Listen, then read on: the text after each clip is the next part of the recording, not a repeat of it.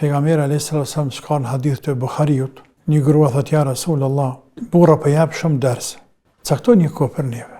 Për gra, grua mëçme. Pejgamberi thot po, dhe shkon ju jap ders. I këshillon, ndërtoi thot, mes këshillave. Nuk ka grua së cilës i vdesin 2 fëmijë të vegjël në moshën madhore, e që bën sabër, e që nuk kanë me qenë mburoj perde e xhehenamit për prendet në ditën e Kiametit. Një grua tha ja Rasulullah, po edhe nëse vdes një, tha edhe nëse vdes një. E që me këtë hadith, ai bekuar alayhi salatu wassalam, do mi përgëzu nanat, për dhe babalart, të cilve ju vdesin fëmijët e vegjël. Sahi është një sprovë, por bëni sabër, sepse keni mja pa hajrin që atë fëmije me emër të Zotit në ditën e Kiametit, ndoshta shumë më shumë se sa që u ashehni hajrin ju 2 prind krejt fëmijëve tjerë që keni 3, 5, 7, këtë dynja gjallë dhe i leni përmes. Bë sabër. Perde e xhehenamit. La ilaha illallah.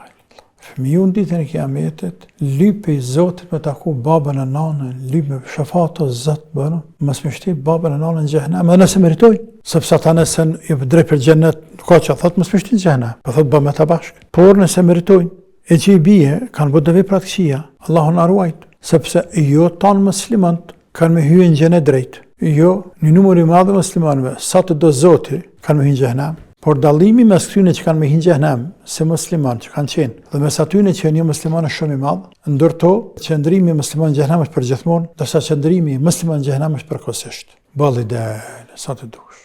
Allahu na ruaj.